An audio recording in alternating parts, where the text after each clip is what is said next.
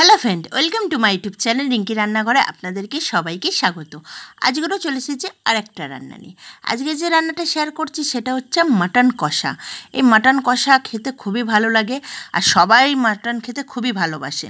তাই আজকের আমি আপনাদের কাছে মাটন কষা রান্নাটা শেয়ার করব।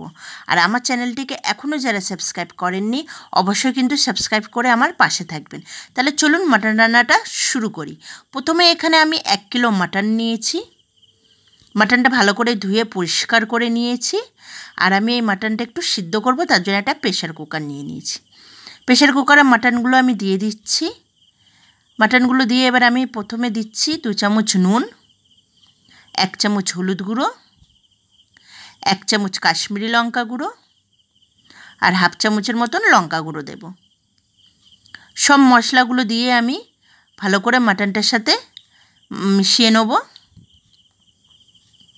এখানে ভালোভাবে মাটনটা মেশানো হয়ে গেছে। এবার আমি দিয়ে দিচ্ছি জল। এখানে মাটনটা সিদ্ধ হওয়ার মতন জলটা দিতে হবে। মাটনে জল দিয়ে দিয়েছি। এবার আমি এই মাটনটাকে 8টা সিটি দিয়ে আমি হাফ সিদ্ধ করে নেব। এবার আমি প্রেশার কুকারটা গ্যাসে বসিয়ে দিচ্ছি। লো থেকে মিডিয়াম আঁচে মাটনটা আমি সিদ্ধ করে নিয়েছি। এখানে মাটনটা হাফ সিদ্ধ হয়ে গেছে। আর মাটনে যে জলটা আছে সেই জলটাই আমি মাটনে ইউজ করব। ওইদিকে আমি কড়া বসিয়ে দিয়েছি। দিয়ে দিচ্ছি 150 গ্রাম সর্ষের তেল। তেলটা গরম হয়ে গেলে দিয়ে দেবো হাফ চামচ জিরে গুঁড়ো, 2টো তেজপাতা আর গোটা গরম মশলা, এলাচ, দারচিনি, লবঙ্গ। ফোড়নটা ভাজা হয়ে গেলে দিয়ে দেবো পেঁয়াজ কুচি। আমি এখানে 400 গ্রাম পেঁয়াজ নিয়েছি আর একদম ছোটো ছোটো করে কেটে নিয়েছি পেঁয়াজগুলো। পেঁয়াজটা একটু ভেজে নিতে হবে লাল করে। পেঁয়াজটা এখানে লাল করে ভাজা হয়ে গেছে। এবার আমি এর মধ্যে দিয়ে দেবো আদা রসুন বাটা। আমি এখানে 2 চামচ আদা আর 2 চামচ রসুন নিয়েছি। আদা রসুনটা ভালো করে কষিয়ে নিতে হবে।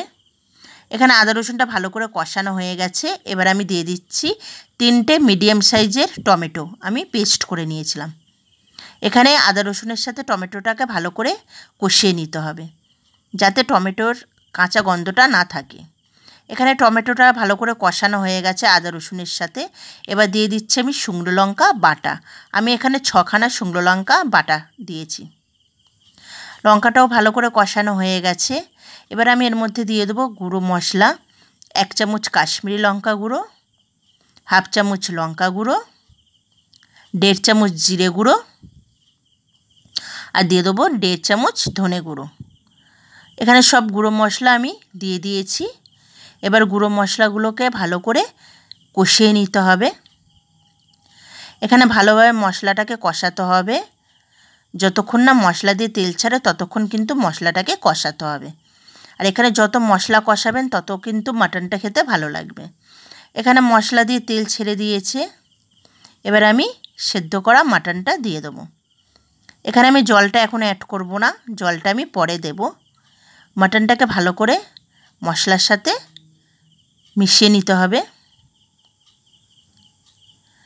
এখানে ভালোভাবে মশলাটা কিন্তু মাটনের সাথে মেশানো হয়ে গেছে। এখানে ভালো করে কিন্তু এখনও মশলাটাকে কষাতে হবে মাটনের সাথে। যত কষাবো ততবার কিন্তু মাটনটা খেতে দারুণ স্বাদ হবে। এখানে ভালো করে মাটনটা কিন্তু কষানো হয়ে গেছে।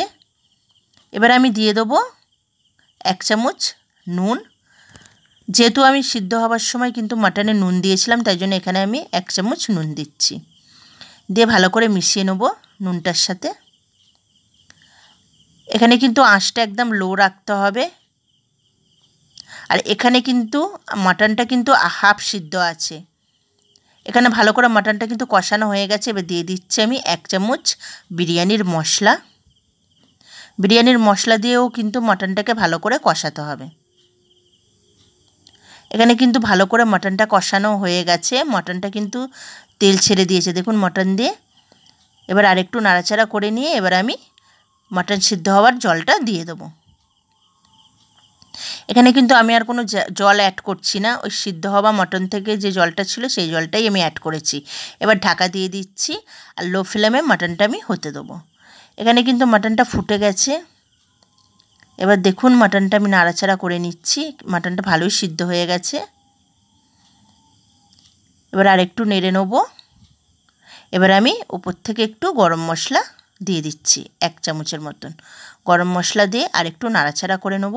এখানে কিন্তু মাটনটা রেডি হয়ে গেছে। এই রান্নাটা যদি আপনাদের পছন্দ হয় অবশ্যই কিন্তু লাইক করবেন, কমেন্ট করবেন, শেয়ার করবেন। আর আমার চ্যানেলটিকে এখনও যারা সাবস্ক্রাইব করেনি অবশ্যই কিন্তু সাবস্ক্রাইব করে দেবেন। আর রান্নার নোটিফিকেশান পাওয়ার জন্য অবশ্যই কিন্তু বেল আইকনটাকে টিপে দেবেন।